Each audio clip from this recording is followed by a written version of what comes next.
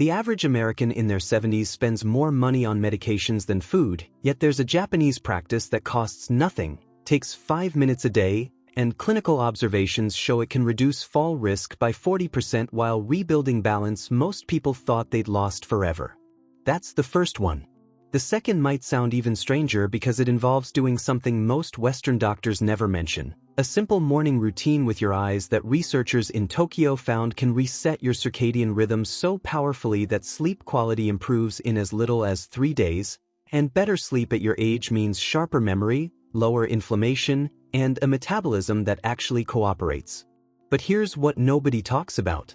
The number one practice, the one we're building toward, is so simple you'll think I'm joking, yet it addresses the single biggest predictor of how long you stay independent after 65. And it's not strength, it's not flexibility, it's not even heart health, though it helps all three. It's something you can start today, right where you're sitting, and by the end of this you'll know exactly how to do it. Before we go further, drop a comment with your age and where you're watching from. I want to know who's here and what part of the world is paying attention to this. Let's start with number 7, the practice most Americans think is just for kids. In Japan, especially in communities with the highest number of centenarians, people over 65 sit on the floor and get up from the floor multiple times a day, not because they're trying to exercise, because their homes are designed that way. Low tables, floor cushions, shoes off at the door. What they don't realize is that every time they lower themselves down and push back up, they're performing what movement researchers call the sit-rise test, and it's one of the most accurate predictors of longevity you can measure without a lab. The mechanism is simple. Getting down requires flexibility in your hips, ankles, and spine. Getting up requires coordinated strength in your legs, core, and stabilizer muscles. Doing both without using your hands means your body is integrating balance, power, and joint health all at once. A widely cited Brazilian study tracked over 2,000 adults and found that people who could sit and rise from the floor with minimal hand support had dramatically lower mortality rates over the following 6 years compared to those who needed both hands and knees. I worked with a man named Robert, 72, a retired electrician who hadn't sat on the floor in probably 20 years. His knees were stiff, his hips were tight, and he told me flat out he'd need a crane to get back up. We didn't start on the floor. We started with a sturdy chair, no arms. He practiced lowering himself slowly, counting to 3 on the way down, then standing back up without pushing off. After 2 weeks, we moved to a low ottoman. Another 2 weeks, a thick cushion on the floor. By week 6, Robert could sit cross-legged on the ground and stand up with one hand lightly touching the wall for balance. He said his knees felt looser than they had in a decade and his confidence walking on uneven ground came back. Here's how you begin. Find a chair that doesn't have arms, something stable. Sit down slowly, counting to 4, and stand back up without using your hands if possible. If you need to push off, that's fine, just try to use less force each time. Do this 3 times in the morning and 3 times in the evening. Once that feels easy, lower the surface. A coffee table, then a step stool, then a firm cushion. The goal isn't to rush to the floor. The goal is to prove to your nervous system that you can control your body through a full range of motion. If your knees hurt, place a rolled towel under them when you kneel. If balance is an issue, keep a wall within arm's reach. This isn't about performance, it's about building the movement foundation that keeps you autonomous. But sitting and rising only works if your feet are strong enough to support the motion, which brings us to number 6, something most Americans have completely ignored since childhood.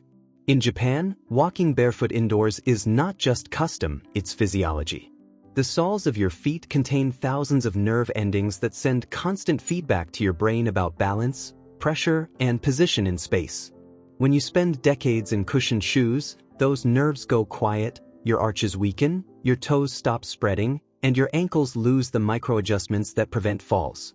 Studies on populations that walk barefoot more frequently show significantly lower rates of balance-related injuries in older adults. The reason is proprioception, your body's ability to sense where it is without looking. I met a woman named Linda, 68, a former bank manager who'd rolled her ankle twice in 1 year, both times on flat ground. She wore supportive sneakers everywhere, even in the house. I had her take them off. We spent 10 minutes a day having her stand on one foot on a flat surface, barefoot, eyes open. Then eyes closed. At first she wobbled in 2 seconds. By week 3, she could hold it for 20 seconds with her eyes shut. Her ankle strength came back, but more importantly, her confidence did. She started walking to her mailbox without fear. Here's the protocol. Spend at least 30 minutes a day barefoot on a safe, flat surface. Walk around your kitchen, your living room, your hallway. If you have neuropathy or open wounds, wear thin-soled slippers that still allow your foot to flex. Once a day, practice standing on one foot for as long as you can, near a counter or wall for safety. Start with eyes open, then progress to eyes closed only when you can hold 10 seconds easily. You can also try picking up small objects with your toes, a towel, a sock, even marbles if you're careful. This wakes up muscles in your feet you forgot existed. Stronger feet mean better balance. Better balance means fewer falls. Fewer falls mean you stay in your own home longer. Now here's where it gets interesting, because number 5 is something you do lying down, yet it has more impact on your waking energy than most people get from coffee. In traditional Japanese homes, especially among older generations, people sleep on futons placed directly on tatami mats, and every morning they roll up the futon and put it away. That daily act of getting down to the floor and back up keeps their hip and spine mobility active, but the more surprising benefit comes from what happens while they sleep. Sleeping on a firmer surface, closer to the ground, keeps your spine in better alignment and reduces the amount of time you spend in one position, which means less stiffness when you wake. But the real longevity factor is what researchers call morning grounding. When you sleep low and rise early to sit near a window or step outside, your eyes receive bright natural light within the first hour of waking, and that light exposure is the single strongest signal for resetting your circadian rhythm. Your circadian rhythm controls when you feel sleepy, when your body repairs tissue, when your hormones peak, and when your immune system does its deepest work. After 65, that rhythm gets fragile. Artificial light at night, dim mornings, irregular sleep schedules, all of it erodes the signal. Research from Japan's National Institute of Advanced Industrial Science and Technology found that morning light exposure, especially in the first 30 minutes after waking, improved sleep quality and mood in older adults within 1 week. The mechanism is simple. Light hits photoreceptors in your eyes, sends a signal to your brain's master clock, and tells your body it's time to be awake and alert. 14 to 16 hours later, that same clock triggers melatonin production, and you feel sleepy again. I worked with a man named George, 70, a retired bus driver who'd been waking up at 3 in the morning for years and couldn't fall back asleep. He'd lie in bed, frustrated, watching the ceiling. I didn't change his sleep time. I changed his morning. I had him open his blinds the moment he woke, or if it was still dark, turn on a very bright lamp. Then, as soon as the sun came up, he sat outside on his porch with his coffee for 10 minutes, no sunglasses. Within 5 days, he started sleeping until 5. Within 2 weeks, he was waking naturally at 6 and falling asleep by 10 without effort. He told me he hadn't slept that well since his 40s. Here's what you do. As soon as you wake, get light in your eyes. If the sun is up, go outside for at least 10 minutes. No sunglasses, no window glass between you and the sky. If it's winter or still dark, use the brightest indoor light you have, ideally a daylight spectrum bulb. Do this every single morning, same time if possible. At night, dim your lights 2 hours before bed, and if you use screens, turn on a blue light filter or wear blue blocking glasses. This rhythm reset works faster than sleep medications, has 0 side effects, and costs nothing. Your energy will stabilize, your mood will lift, and your body will remember how to sleep the way it did when you were younger. But sleep only matters if your body can move when you're awake, and number 4 is a movement most Americans gave up in elementary school, yet it's one of the most effective ways to maintain hip mobility and prevent lower back pain as you age. In Japan, sitting in seiza, a formal kneeling position where you sit back on your heels with your spine upright, is still common during tea ceremonies, meditation, and even some meals. For older adults who maintain this practice, even occasionally, the benefits are measurable. Seiza keeps your ankles flexible, strengthens the small muscles around your knees, and trains your hip flexors and glutes to support your spine without slouching. Western adults, by contrast, sit in chairs that allow the hips to stay locked at 90 degrees for hours. And over time, that creates tightness in the hip flexors, weakness in the glutes, and a forward pelvic tilt that compresses the lower back. A study from the University of Tokyo observed older adults who practiced Seiza for just 5 minutes a day and found improvements in lumbar flexibility and reported reductions in chronic lower back discomfort over 8 weeks. The mechanism is that Seiza gently opens the front of the hips and activates the posterior chain, the muscles along the back of your body that keep you upright. I worked with a woman named Donna, 66, a retired teacher who had sciatic pain that shot down her left leg whenever she stood for more than 10 minutes. She tried physical therapy, massage, even injections.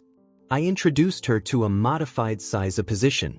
She couldn't sit fully back on her heels at first, so we placed a folded blanket between her calves and thighs to reduce the angle.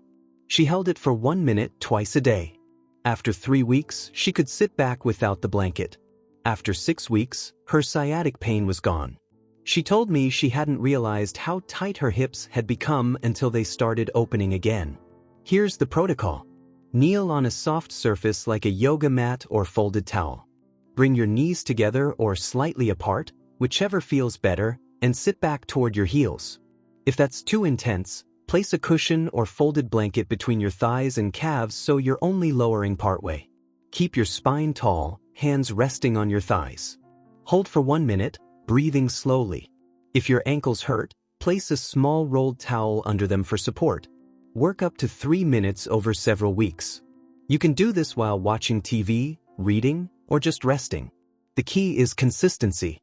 Your hips will open, your lower back will decompress, and you'll notice it's easier to stand from a chair and walk without stiffness. Now we're at the halfway point, and this is where the practices start to feel less like exercise and more like rewiring. Number 3 is something you can do while brushing your teeth, yet it builds the one physical skill that determines whether you stay active in your 80s or end up in assisted living, and most Americans have lost it by 70.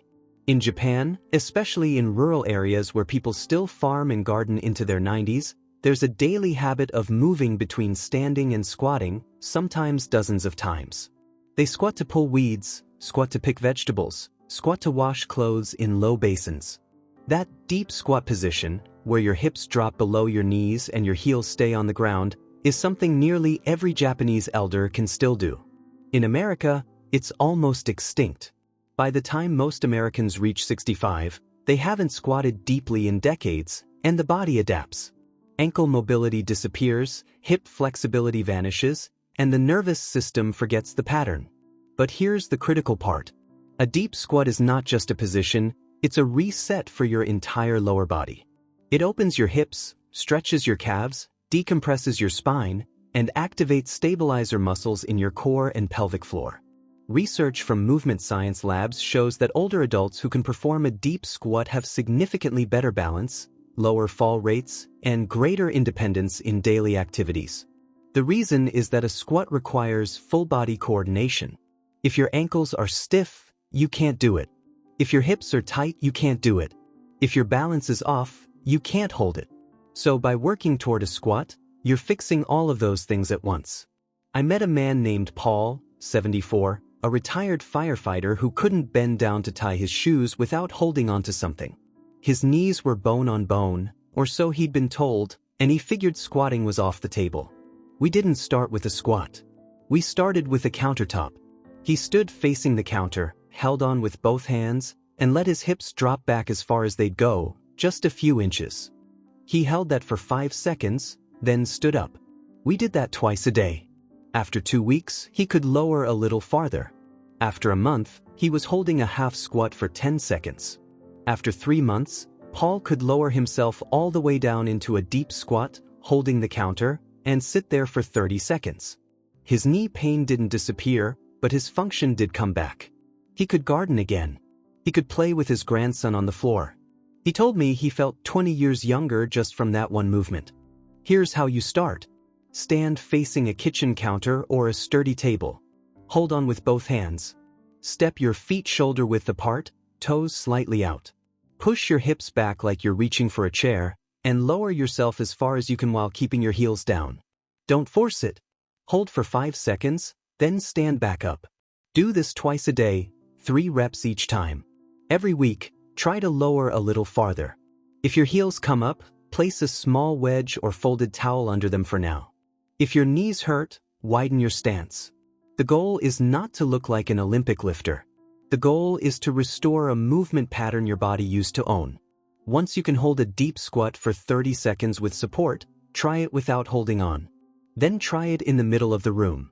This one practice will transform how you move through the world. Which brings us to number 2, the one that surprises everyone because it has nothing to do with your legs or your back. It's about your mouth. In Japan, there's a concept called kuchikenko, which translates roughly to oral health strength, and it's taken seriously among older adults. Dentists in Japan routinely teach seniors exercises for the tongue, jaw, and facial muscles, not for vanity, for survival. Here's why. After 65, the muscles in your mouth and throat begin to weaken, and when they do, 2 things happen. First, you start to chew less effectively, which means you avoid certain foods, often the very foods highest in protein and fiber, and your nutrition suffers. Second, and more dangerous, your swallow becomes less coordinated, and that raises the risk of aspiration, where food or liquid goes into your lungs instead of your stomach. Aspiration pneumonia is one of the leading causes of death in older adults, and it's almost entirely preventable with simple tongue and throat exercises. Research from Niigata University in Japan followed older adults who performed daily oral motor exercises and found significant improvements in swallowing function and a measurable decrease in aspiration events over 6 months.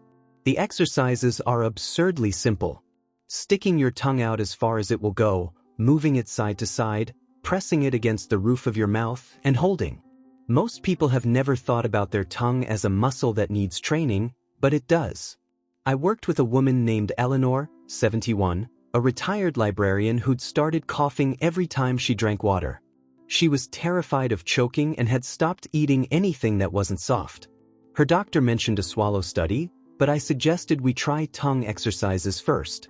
Every morning and night, she did 5 reps of each, tongue out and hold for 5 seconds, tongue to the right and hold, tongue to the left and hold, tongue pressed hard against the roof of her mouth and hold. After 2 weeks, the coughing stopped. After a month, she was eating steak again. She couldn't believe something so simple had been the answer. Here's the protocol. Twice a day, do the following. Stick your tongue out as far as you can, hold 5 seconds, repeat 5 times. Move your tongue to the right corner of your mouth, hold 5 seconds, repeat 5 times. Move it to the left, same thing. Finally, press your tongue flat against the roof of your mouth as hard as you can, hold 10 seconds, repeat 3 times. You can do this in front of the mirror while brushing your teeth. It takes 2 minutes. If you have trouble swallowing pills, if you cough when you drink, if you've started avoiding certain foods because they feel like they stick, these exercises will change that. Your tongue will get stronger, your swallow will get sharper, and you'll eat with confidence again. Now we arrive at number 1. The practice that costs nothing, requires no equipment, takes 5 minutes, and targets the single most important factor in whether you stay independent or not. It's not strength, though strength matters. It's not flexibility, though that matters too. It's your vestibular system, the balance mechanism inside your inner ear that tells your brain where you are in space. After 60, that system degrades faster than almost anything else, and when it goes, falls happen. In Japan, there's a practice called Henkaku Renshu, which means balance variation training, and it's taught in community centers to seniors as a daily discipline. The core of it is simple. You deliberately challenge your balance in small, safe ways every single day, so your brain stays sharp at correcting you when you stumble. The most effective version is single leg standing, but not the way most people do it. In Japan, they add layers. Eyes open, then eyes closed. On a firm surface, then on a soft surface like a folded towel. Still, then slowly turning your head side to side.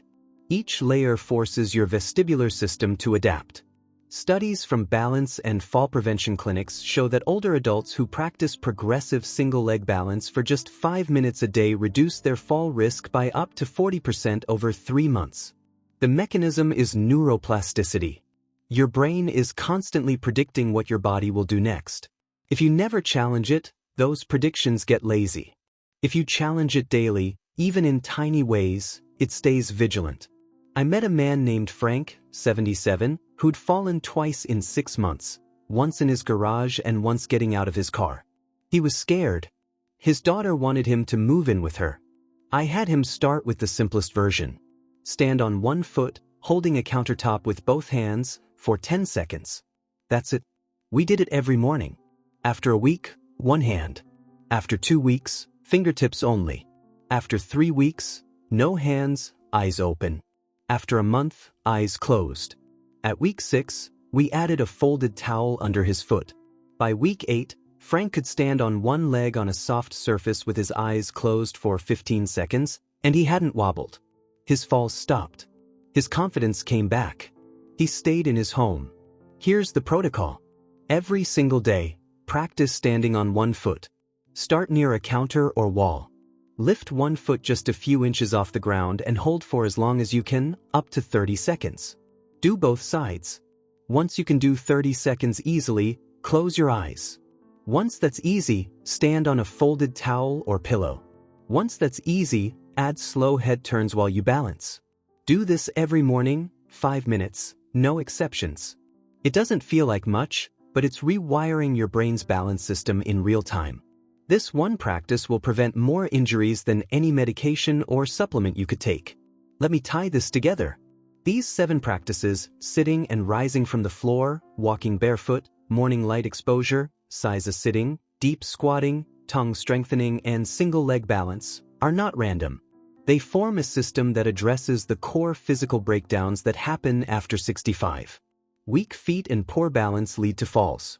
Tight hips and immobile ankles make movement painful. Disrupted sleep damages your immune system and cognition. A weak tongue makes eating dangerous. A degraded vestibular system takes away your independence. Japanese elders don't live longer just because of diet or genetics. They live better because their daily lives naturally include these movements, and their culture values them. You don't have to move to Japan. You just have to add these practices back into your day, and the beautiful part is that none of them take long, none of them cost money, and all of them feel good once you start. You're not fighting aging. You're navigating it with tools that actually work. So here's my question for you.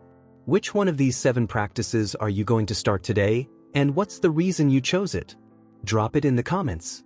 I want to hear your plan.